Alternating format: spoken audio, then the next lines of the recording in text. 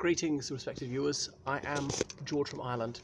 So here I am outside Leigh Hunt's house in London. So we're in Upper Cheney Row, just off Cheney Walk. Is it pronounced Cheney? Shane? I'm not quite sure. Please tell me, someone. So this is a very plush area. I know, like to an American, the houses might not look very large. Indeed, they're not particularly big. Big houses were expensive to heat, but it's just considered a highly desirable residence. So Leigh Hunt was a prominent writer of the Romantic era, a poet, a journalist, and a contemporary of Lord Byron, John Keats, Samuel Taylor Coleridge, Percy Bysshe Shelley, Robert Southey, and others, William Wordsworth. He knew them all. He was friends with most of them. So Leigh Hunt was born in this country in 1784 to parents who'd moved from America. Now they'd been Quakers, I'm pretty sure, but perhaps surprisingly that they were loyalists. They were against the revolution. Quakers seem to embrace many radical causes, as in anti-slavery, for example, but for a reason I'm not quite sure, they were adamantly against the American Revolution. So it became uncongenial for them to stay in the United States after independence. So they returned to this country, whence their ancestors had departed for America's shore a few generations earlier. So Leigh Hunt grew up in a very comfortable middle-class family. He went to Christ's Hospital. It was a school, not an infirmary, because in the old days, hospital meant any charitable foundation, not just a place for medical treatment. So it was founded, I've got that right, by Edward VI after the dissolution of the monasteries, because he'd closed down many schools. So Christ's Hospital used to be in the middle of London, very close to St Paul's Cathedral. But in the 19th century, it moved out to Surrey, or is it Sussex? And they had to wear a monk's habit. It's mixed now. Girls as well as boys have to wear exactly the same thing. So he was there, and he was a very academic boy, but he suffered a speech impediment, and his stammer meant that he could not go to university, because in those days all exams were spoken and in Latin, so that wasn't going to happen.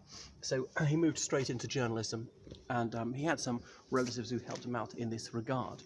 So the Romantic movement was starting, and this belief that man is born good, following some of the philosophy of Jean-Jacques Rousseau, embracing the French Revolution, and ideas of equality. They were against monarchy, they were against blood aristocracy, or any sort of aristocracy, for the abolition of slavery. They wanted freedom of expression to be permitted, and so on. They wanted a lot to be done about poverty. They wanted no more discrimination on a religious basis, because there was an established church in each country, and those who were outside it didn't have the same rights as those who were inside the established church.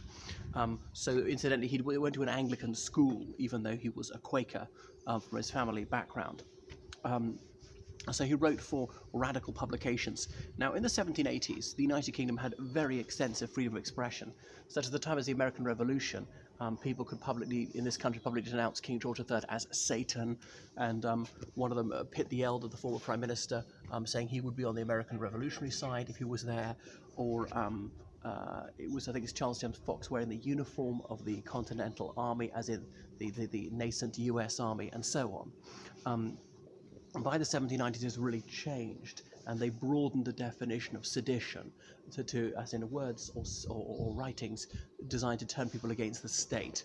And freedom of expression was seriously circumscribed. Habeas corpus was suspended sometimes, and from after 1788, people were punished with a fate worse than death. Transportation to Australia. Previously, they'd been sent to America. 7 years or 14 years transportation, and if you survived it, you're free in Australia. A lot of people didn't survive the voyage, or indeed the penal servitude whilst they were there. So he inveighed against the government, and he thought the wars against France weren't morally justified. France at least had abolished slavery. In that sense, the moral balance was in favour of the French, not the British. So he published a number of poems. Abu Ben Adhem is perhaps one of his famous ones, and indeed he published a sonnet to the Nile, River Nile in Egypt, and it was something that started to fascinate people. Where was the source of the Nile? They didn't find that out until much later in the 19th century. I don't think he lived to know where the source of the Nile was, and it really fired the Western imagination, especially after Napoleon's expedition to Egypt and the Savon, bringing lots of artifacts back, and when the French were defeated by the British, and the Mamelukes in Egypt didn't value these pre-Islamic pieces of stone as they saw them, said, "Yeah, fine, take this junk if you want," and the Rosetta Stone, and beginning to crack hieroglyphics. Um, what else about him? He got himself into big trouble early in the 18th century, so 19th century, when he published a piece when he said that the Prince Regent had not a single call upon the nation's gratitude in half a century of life. The Prince Regent was George IV, as in son of George III. George III was still alive, but after 1788 was intermittently stricken by a mental illness called porphyria.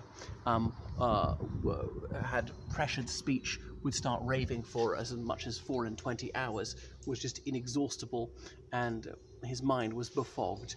So he had rare moments of lucidity. Occasionally his reason would return to him, but he was judged to be medically incapable of discharging his regal duties. Therefore his son, George IV, was made king in all but name, had to carry out his father's functions on his behalf, until such time as his father was called to his reward, and George III didn't die till 1820. So from time to time, George IV had to deputise for his father. Incidentally, father and son hated each other, and George III was very profligate, spending on things like his pavilion at Brighton. So he had his allies, as in the Whig Party, not that he really had political principles, and then his father was very much on the side of the Tories. But it was just because the Whigs were willing to bail him out financially to vote to grant more money to George IV, the Prince Regent. But anyway, for his discourteous words towards His Royal Highness the Prince of Wales, Leigh Hunt found himself thrown in the slammer for 2 years. I suppose it was counted as seditious libel. Anyway, thankfully we can say rude things about the royal family these days, like Prince Harry and Princess Meghan Markle should pay for their own security and not be freebooters now they're in the United States or Canada. So Leigh Hunt, he lived on much longer than the other romantic poets. Lord Byron dying at the age of 38 of that disease at Messalonghi.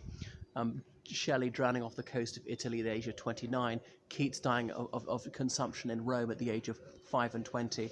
Well, Robert Southey lived fairly long. Well, actually, no, I'm wrong. William Wordsworth lived to the age of 80, which was considered a very great age back in those days.